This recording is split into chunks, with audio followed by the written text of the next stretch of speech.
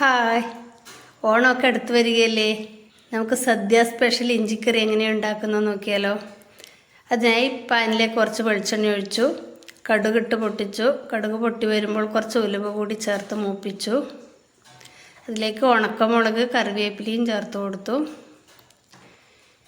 പിന്നെ വട്ടത്തിൽ അരിഞ്ഞു വെച്ച കുറച്ച് വെളുത്തുള്ളിയും ഒരു 4-5 പച്ചമുളകും കൂടി ചേർത്ത് ഒന്ന് വഴറ്റിയെടുക്കുക.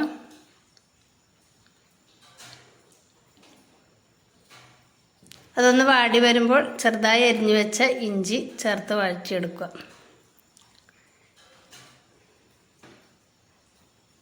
ചെറുതായി അരിയണേ, നന്നായി വഴറ്റിയെടുക്കുക. ഓരോ കറികളും നാടും വീടും അനുസരിച്ച് വ്യത്യസ്തമായിരിക്കും, ഓരോരുത്തരുടെ രുചികളും വ്യത്യസ്തമായിരിക്കും. അപ്പോൾ ഞാൻ ഈ ഉണ്ടാക്കുന്നത് നിങ്ങൾക്ക് ഇഷ്ടപ്പെട്ടോ ഇല്ലയോ എന്ന് കമൻറ്റ് ചെയ്യണേ. നിങ്ങൾ വെക്കുന്ന രീതി എങ്ങനെയാണെന്ന് വെച്ചാൽ അതും കൂടി ഒന്ന് കമൻറ്റ് ചെയ്തേക്കണം.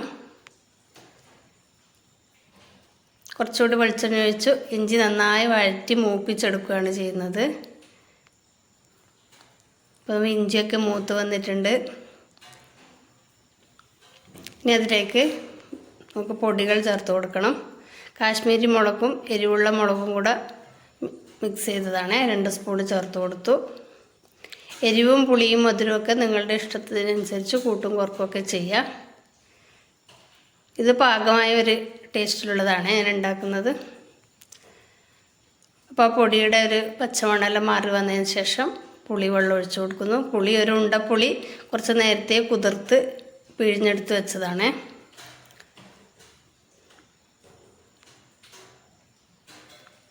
പിന്നെ അതിലേക്ക് ഉപ്പ് ചേർത്ത് കൊടുത്തു.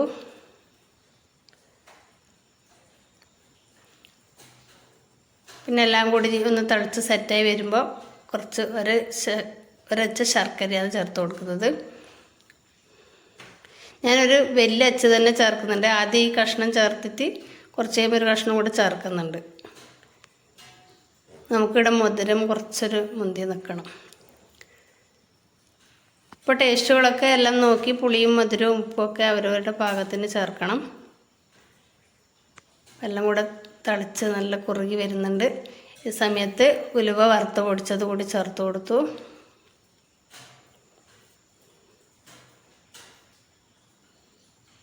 പുളിയും മധുരവും ഈ വെല്ലവും ഒക്കെ ചേർത്തത് കൊണ്ട് തന്നെ കറി തണുക്കുമ്പോൾ കുറച്ചും കൂടെ കുറുകും.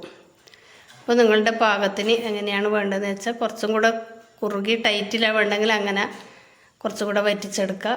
ഞാൻ ഈ പാകത്തിൽ വാങ്ങുന്നുണ്ട്. തണുക്കുമ്പോൾ കുറച്ചും കൂടെ കുറുകിക്കോളും. അപ്പോൾ വീഡിയോ ഇഷ്ടപ്പെട്ടാൽ ലൈക്ക് ചെയ്യാനും കമൻറ്റ് ചെയ്യാനും മറക്കരുത്. സബ്സ്ക്രൈബ് കൂടി ചെയ്തിട്ട് കാണണേ.